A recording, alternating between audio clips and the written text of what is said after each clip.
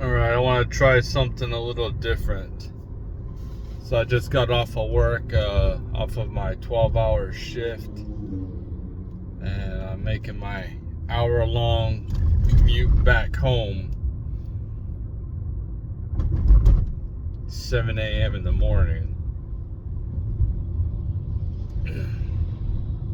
See how this works out. I want to see, my brain doesn't really work that well. I feel okay right now, but I don't really, just kind of doesn't really work that well. You know, somebody in the comments will say something pretty dumb. But yeah, I don't know what I want to really talk about in this video except for my trip.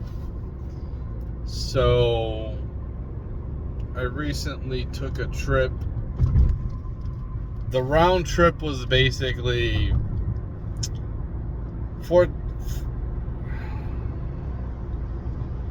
pretty damn close to 1,500 miles. And it was like 1,468 miles round trip. And I did this all by myself in 31 hours. And it was absolutely brutal.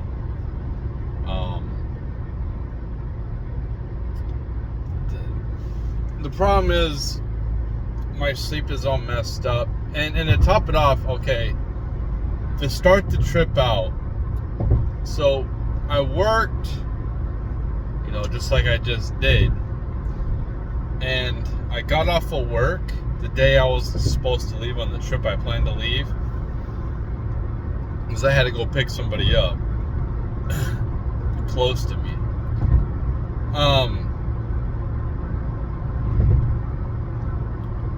So I got out of work and I'm walking towards my car, and the tire looks flat. I'm looking at the top of it, it looks like it's okay, but I'm looking at the bottom, I'm like, am I in a pothole? Why does it look like that?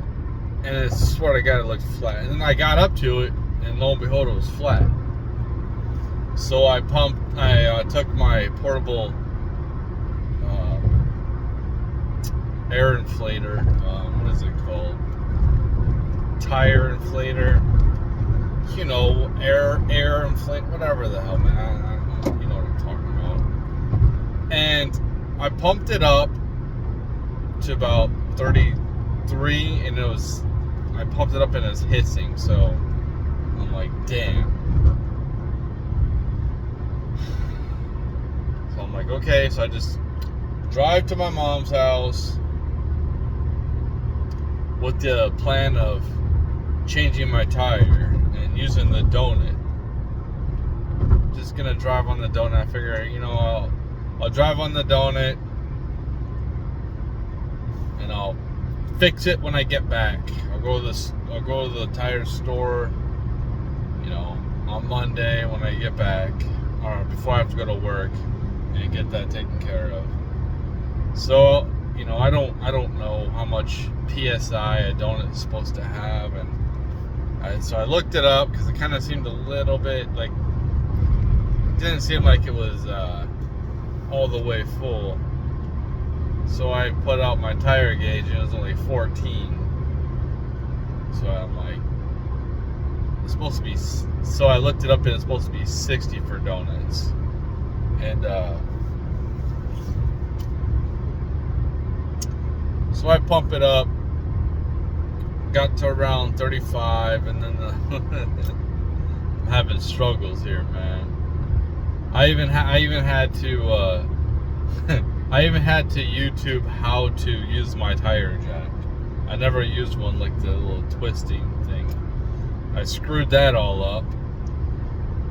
Anyway, I got the car up, I got the tire off, put the donut on, and like I said, it only had 14.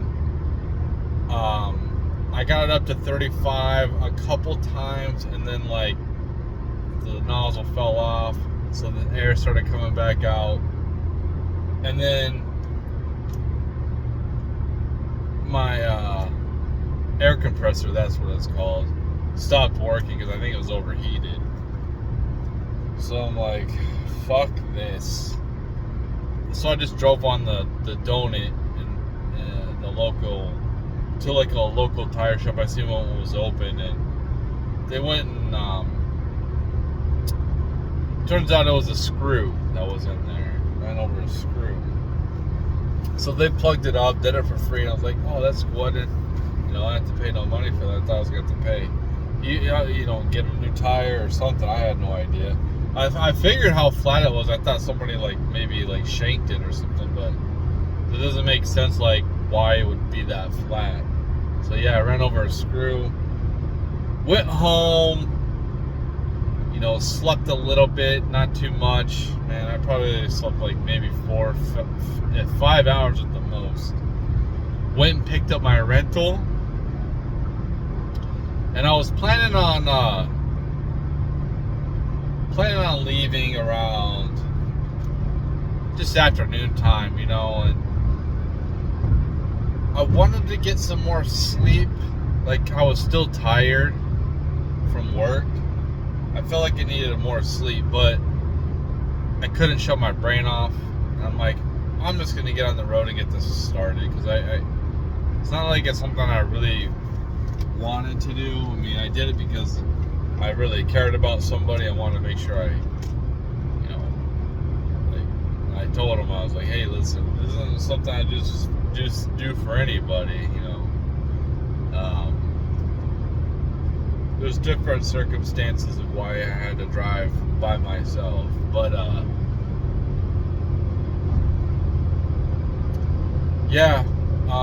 that was absolutely brutal.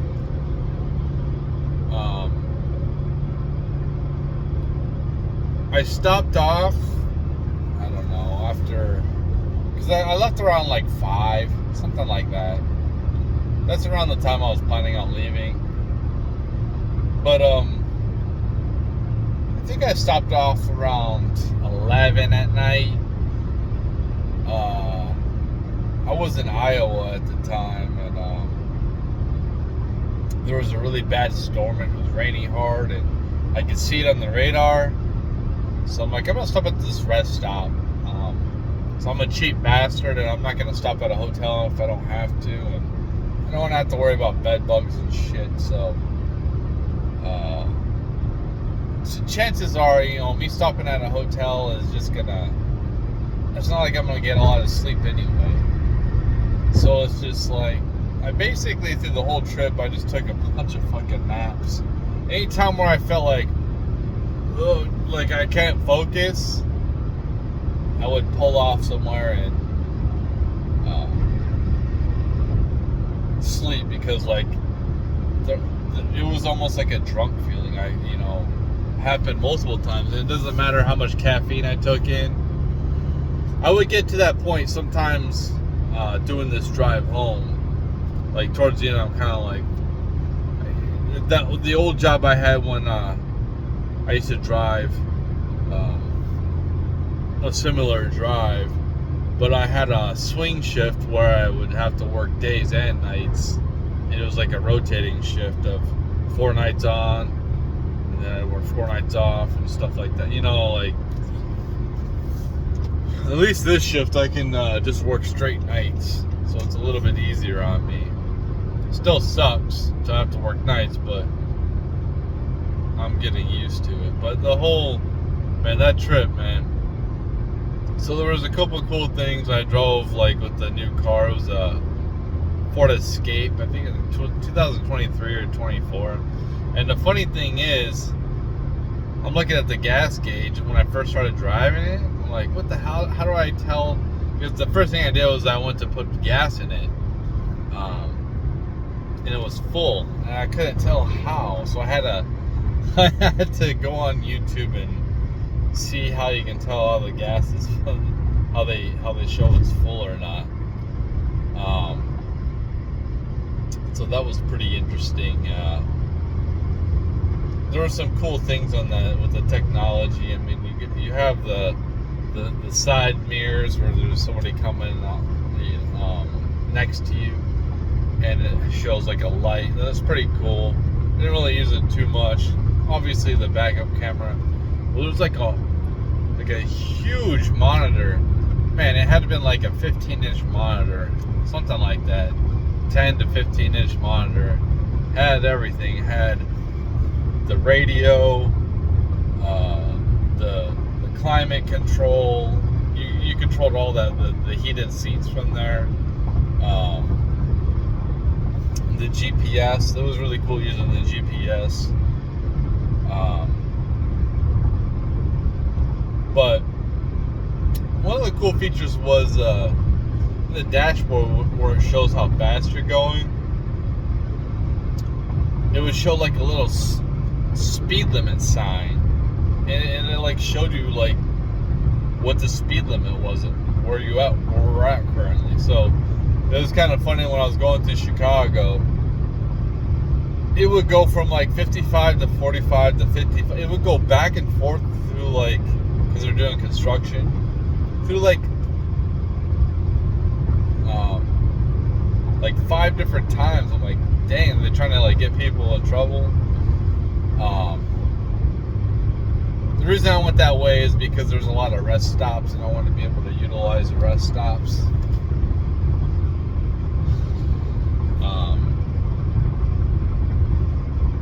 But it was an interesting, you know, like I got this flash flood warning, so you know we have all this stuff going on, all these flash floods, and I'm like starting to, it said like severe warning, and I got it on my phone actually. I'm like, oh shit! So it's raining, so I'm trying not to go too fast.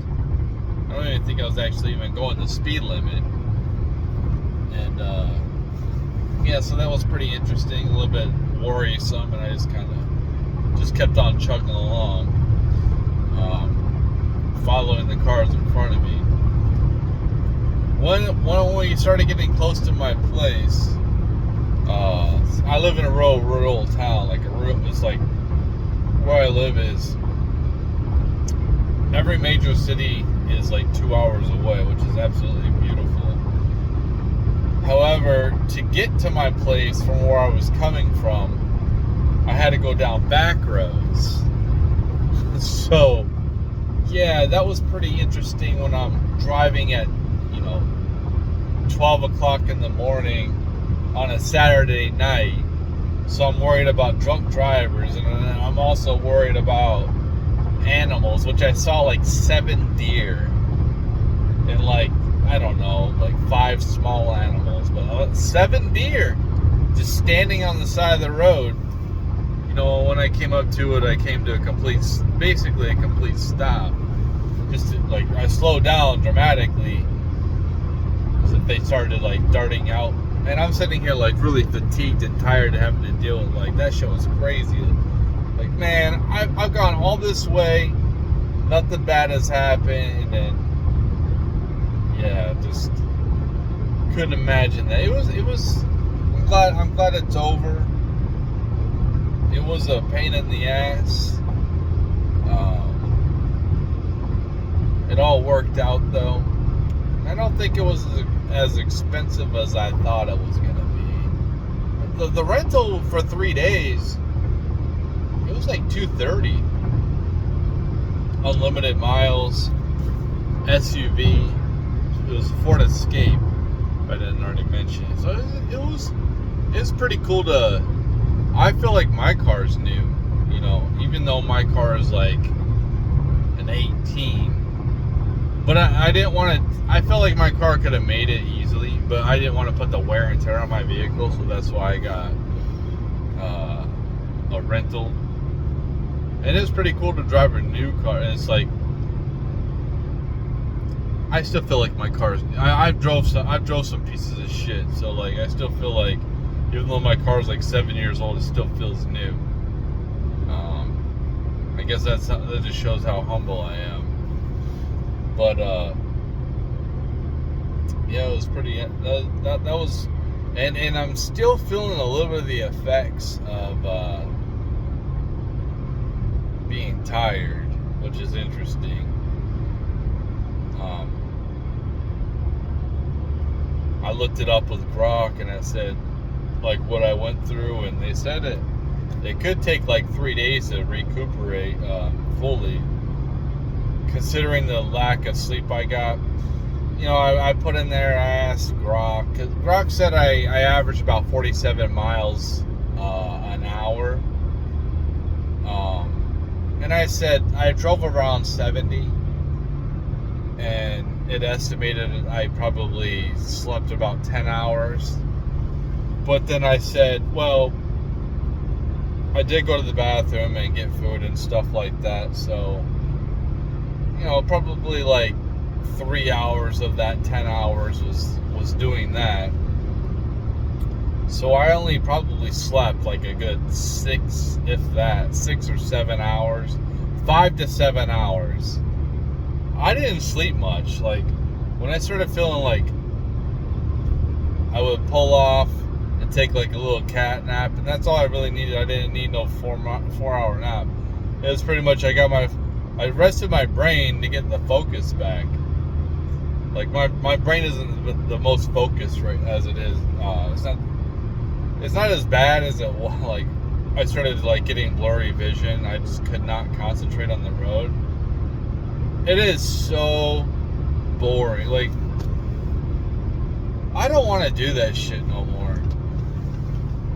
I don't mind doing a road trip with, like, you know, the destination's like a fun thing, like you can't wait to get to, or like these road trips that I've taken this last 10 years are like me moving, and I'm just like, I'm done.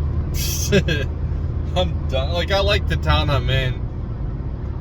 It almost feels like home. It almost feels like a hug. You know, I've got a friend there, a couple of friends there, but, you know, I haven't really connected with anybody yet. I talked to one of my neighbors, which is more than I usually do, and I actually, like, approached him. I talked to him a couple of times. He was pretty cool. But, you know, where I live, extremely rural, has everything I need. Man, it's such a small town. It doesn't even have like 15,000 people, but it has everything I need. So I like it. You know, I told my kids, even if you know, since I'm renting this place, even if the landlord sells it at the end of the lease, or he's planning on moving back here and retiring, maybe he wants to take the house over and retire, you know, live in the house himself. I'm still gonna stay in this town, just gonna find somewhere else to live in the town. I really like it. It's really, really small, and it's away from all the shenanigans. It's away from all the crap. And for right now, I'm fine, like, doing this job, making this commute. I mean, as long as my car works. There's a couple of jobs where I live, but kind of like, yeah, I don't want to get into in-depth personal things about family members, so I don't need to explain that stuff. But yeah, you know, I make enough money to survive. The place where I live, the landlord's cool. I'm cool with him. He's pretty cool, and you know, I'll probably live there for like a few years. Like, unless he decides to sell it, which I don't think so. I think he just bought it. So I don't mind doing this for a couple years, going to this job and, you know, making this commute, so long as my car holds up. I don't know what the future's gonna hold with technology and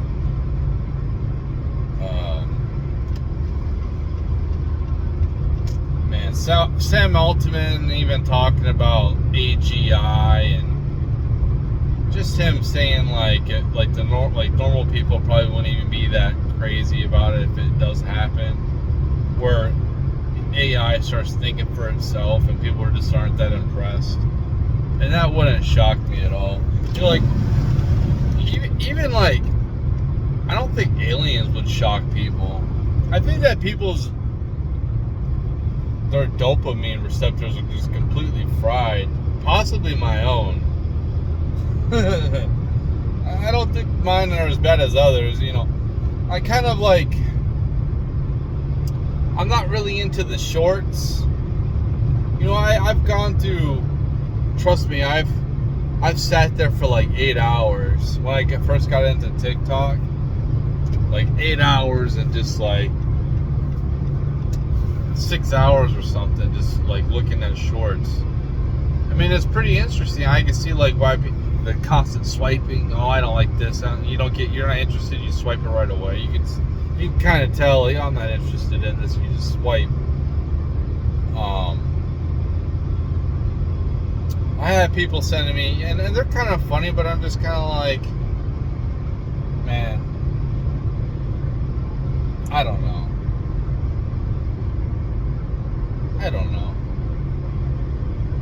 Sometimes I'll get into the shorts and, you know, for a quick little dopamine hit, I guess, but I still like my long form content. You know, listening to stuff like this.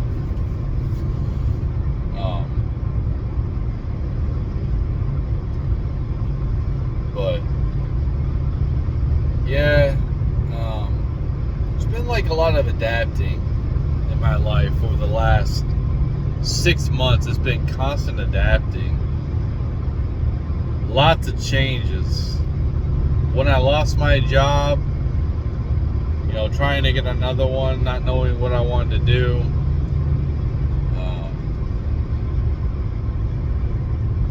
You know, at first kind of being like, it's not a big deal. I was kind of like celebrating, you know, Trump's inauguration, and I was happy. I was like, we won. And it's kind of like, yeah. But after a while, I started trying to find a job after a couple weeks, and just see that there was nothing in Michigan. I was like worried about the economy, and finally decided to leave that place. Thought that was in my best interest. That's why I'm where I'm at. Lived with my mom in her basement for about a month and a half. Which I was worried because of my credit. Tried to find a place where she's at. It's crazy. Like, I would have to live in a bad part of the city if I wanted to live there. So I feel pretty blessed where I'm at.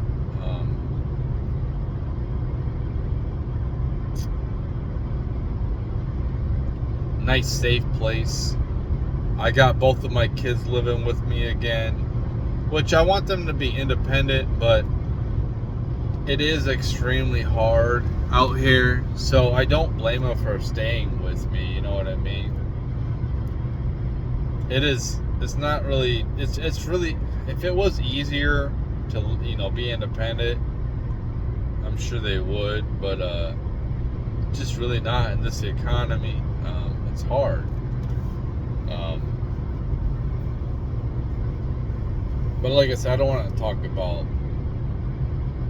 family members too much, but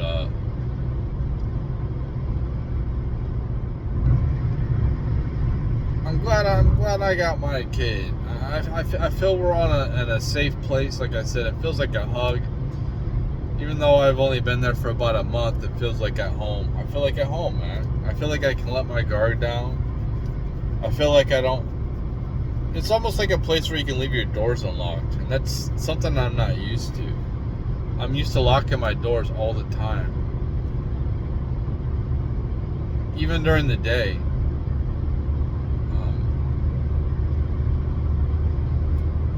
but I feel really comfortable where I'm at. So where I shoot my videos, that's going to be my bedroom. So I have another place in the basement. I live in a basement. It's not my mom's basement. It's my basement. But for at least this year, there's another part of the basement I'm going to shoot my videos. Oh, it's pretty cool. I just ordered a poster.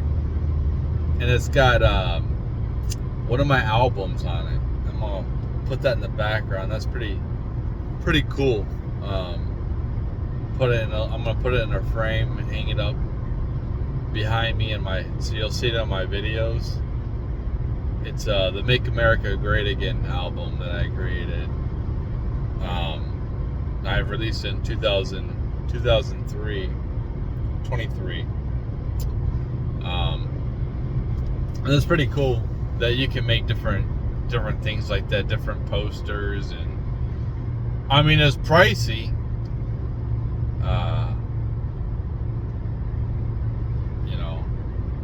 but it's because I'm only making one. Like I don't have a demand where people are like, I want to buy your merch. I mean, if people were like, if I was popular or something, like I made it, even like like a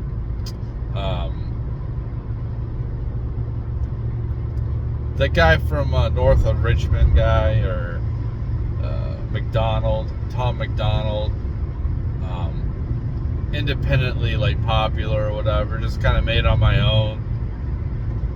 If I had demand where people wanted to buy my merch, like, all right, I'll get this made up and charge you a little bit extra for my since I have to do it all myself. But I mean, and you don't even need to like buy it off of anybody. You can just make whatever you want, pretty much. You know what I mean? You can make your own merch. You can just take other people's stuff and just take an image and then put it on whatever you want. Like I made stickers. I'm putting one on my laptop.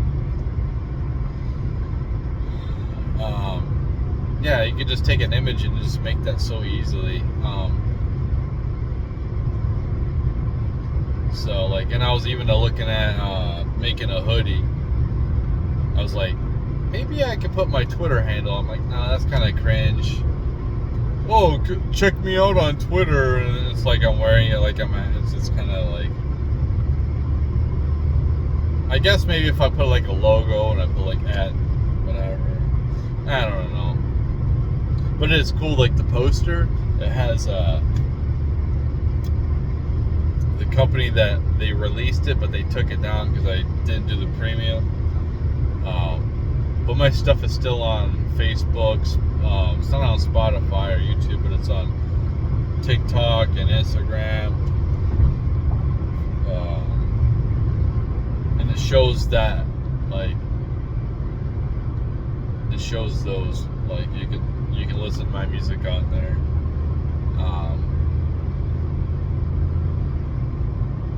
Yeah, for some reason, Facebook, one of the covers I did off that album, the Cranberries, Zombie.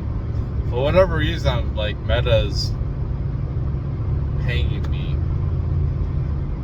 Like last month, I think I got like $6. A couple of months I was getting like $20 from. I'm like, why? Who's listening to that? I don't even know. Is it like popular or something? I don't know. Like, is it on some type of radio station for Facebook? I have no idea. I didn't even know you can listen to music off of Facebook. But it was like, hey, that's cool. I think I made like altogether like $350 throughout the years of my music. That's considering, like, I know that ain't much, but considering I don't have any push from anybody. Nobody's ever like shouted me out or helped prop me up. It's all me. everything that I've done is all me. Getting my subscribers on here, like nobody's ever shouted me out. I don't get much retweets from big dogs or anybody saying, hey, check them out. Like, no, it's all me. Like, everything is me. Everything is organically me. I never once bought any type of subscribers or followers or anything like that. I think that one time on Snapchat I might have like pushed something. I think I threw a couple bucks to get it pushed, like some photo or something like that. It was some type of message for like Trump or something like that. It's kind of interesting how the Republicans have blocked releasing the Epstein files, which I don't want all the Epstein files released. I just want the names of the big fucking people that are fucking pedos or whatever, man. Like, I want Ghislaine Maxwell to go and testify. I want to know if Trump is on there. I want to fucking know, man. I want to know if that dude's on the fucking list, if he was a client, if he was a fucking sleeping with little kids. I want to know. And all of us should know. I don't give a fuck if it takes the economy because all these fucking rich people go down. So what if they go down? Somebody else will come and take over the company and it'll be fine. It's a certain country that runs us that has them implicated in it, and they don't want it to be released. So I don't know, and I can't say it because I don't want to get. I mean, all you gotta do is some research into what country most likely runs our country. You figure it out.